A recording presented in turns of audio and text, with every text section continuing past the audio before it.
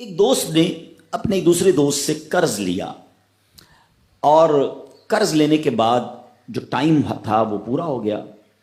اب پیسے اس نے نہیں لوٹائے. بڑی کوشش کی اس نے کہ بھائی میری رقم واپس دے دیں, اس نے نہیں دیا. اب وہ یہ کیس لے کر عدالت میں چلا گیا اور جج صاحب سے جا کر اس نے کہا کہ اس نے میرے پیسے دینے اور یہ میری رقم نہیں لوٹا رہا. تو جج صاحب نے کہا کہ تمہارے پاس 30 دن ہیں, ودن 30 days تم نے اس کے پیسے واپس لوٹانے ہیں, ورنہ پھر تمہارے خلاف فیصلہ ہو جائے گا. تو وہ شخص گھر گیا. اب اس نے کیا کیا, اس نے صبح سے لے کر شام تک درود پاک پڑھنا شروع کر دیے. 1 دن 2 دن 3 دن 27 دن ہو گئے. وہ درود پڑھتا رہا اور انتظار کرتا رہا. پیسے تو تھے نہیں, 30ویں دن عدالت میں پیش ہونا تھا. 27 دن گزر گئے, 28ویں رات آ گئی. خواب میں اس کو کسی نے آواز دی کہ گھبراؤ نہیں, تمہارا قرض ادا ہو جائے گا. اگلے دن پھر درود پاک پڑھتا رہا. اب نبی پاک کی خواب میں زیارت ہوئی. آقا علیہ الصلوۃ والسلام تشریف لائے, فرمائے گھبراؤ نہیں, تمہارا قرض ادا ہو جائے گا. تم علی بن عیسیٰ وزیر کے پاس جاؤ اور اس سے کہو وہ تمہارا قرض ادا کر دے گا. اب جب صبح اٹھا تو بہت خوش کہ نبی پاک کی زیارت مجھے ہو گئی. لیکن پھر خیال آیا کہ میں اگر وزیر صاحب کے پاس گیا اور انہوں نے مجھ سے کوئی ایویڈنس مانگ لیا, کوئی پروف مانگا, کہ میں کیسے مان لوں تمہیں نبی پاک نے بھیجا ہے, تو اس بات پر تو میرے پاس کوئی دلیل نہیں ہے. اب 30ویں رات آ گئی, آخری رات ہے, صبح عدالت میں جانا ہے. درود پاک پڑھتے پڑھتے سو گیا. سرور کائنات علیہ الصلوۃ والسلام نے خواب میں پھر کرم فرمایا. فرمایا علی بن عیسیٰ وزیر کے پاس جاؤ, وہ تمہارا قرض ادا کر دے گا. کہ حضور میں چلا تو جاتا, مگر اگر وہ مجھ سے یہ کوئی پروف مانگتا, کوئی ایویڈنس مانگتا, تو میں کیا جواب دیتا.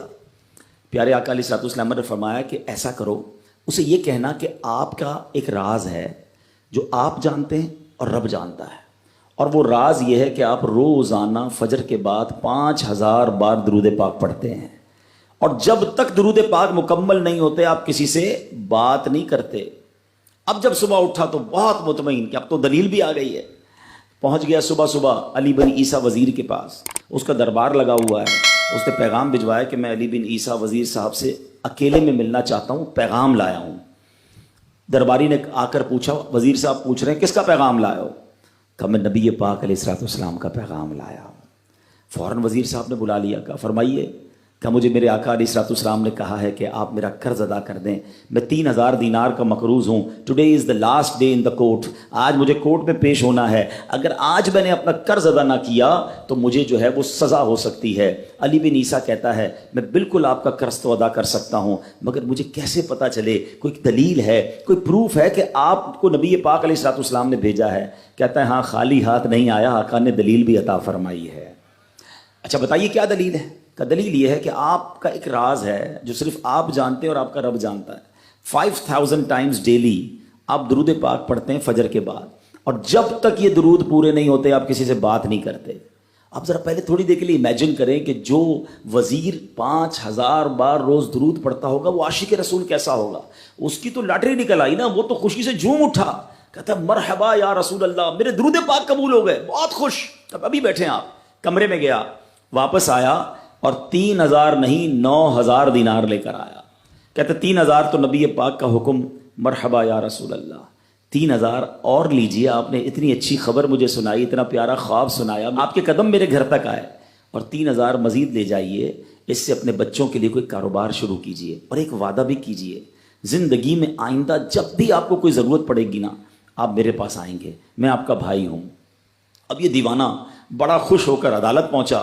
اچھا everybody expecting over there, سب یہ سوچ رہے تھے کہ یہ اس نے آج گرفتار ہی ہونا ہے, کیونکہ تھا ہی کچھ نہیں اس کے پاس, پہلے ہی کہہ دیا تھا کہ میں کولیپس ہو گیا ہوں. اب عدالت میں جاتے ہی اس نے 3000 دینار جج صاحب کو دے دیے کہ صاحب اس کا میرا قرضہ ادا کر دیں, میں جو ہے وہ اپنے قرضے سے بری ہونا چاہتا ہوں.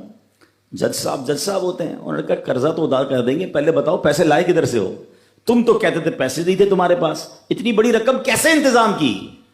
اب بھری عدالت میں گویا اس نے زبان حال سے یہ کہا کہ اتنا دیا سرکار نے مجھ کو, اتنی میری اوقات نہیں، یہ تو کرم ہے ان کا، ورنہ مجھ میں تو ایسی بات نہیں۔ اب اس نے بھری عدالت میں پورا واقعہ سنایا کہ میں نے تو کچھ نہیں کیا، آقا خواب میں تشریف لائے، میں وزیر صاحب کے پاس گیا، انہوں نے یہ پیسے دیے۔ سنو اس زمانے کے جج بھی کیسے ہوتے تھے۔ وہ جج دوران عدالت اپنے کرسی سے اٹھ کر کمرے میں چلا گیا، تھوڑی دیر بعد جج صاحب واپس آئے اور 3000 دینار اس کے ہاتھ میں دیتے ہیں۔ کیا سارا ثواب علی بن عیسیٰ لے جائے گا؟ میں بھی تو آقا کا امتی ہوں، تمہارا قرضہ میں ادا کرتا ہوں۔ اچھا، اب جس نے کیس کیا تھا، سبحان اللہ، کیا ماحول تھا، کیا انداز تھا، کیا دل تھے، وہ بھی تو دیکھ رہا ہے، کہتا ہے میں بھی تو آقا کا امتی ہوں، رکے ذرا، کاغذ قلم دیجئے، بندے کو میں قرضہ ہی معاف کر دیتا ہوں۔ اچھا، قرضہ ہو گیا معاف۔ اب جو 3000 جج صاحب نے دیے تھے، وہ بندہ کہتا ہے جج صاحب ہوں واپس لے لو، میرا تو قرضہ ہی ادا ہو گیا۔ تو جج صاحب کہتے ہیں جو پیسے آقا کے نام پر نکال دیے میں نے واپس نہیں لینے، یہ سارے تم ہی لے جاؤ۔ اب یہ 12000 دینار لے کر یہ عاشق رسول جھومتا ہوا اپنے گھر پر جا رہا ہے۔ اے میرے پیارے اسلامی بھائیوں، ایک رات پہلے ایک سنگل پینی اس کے پاس نہیں ہے، اور اگلے دن 12000 دینار ہیں۔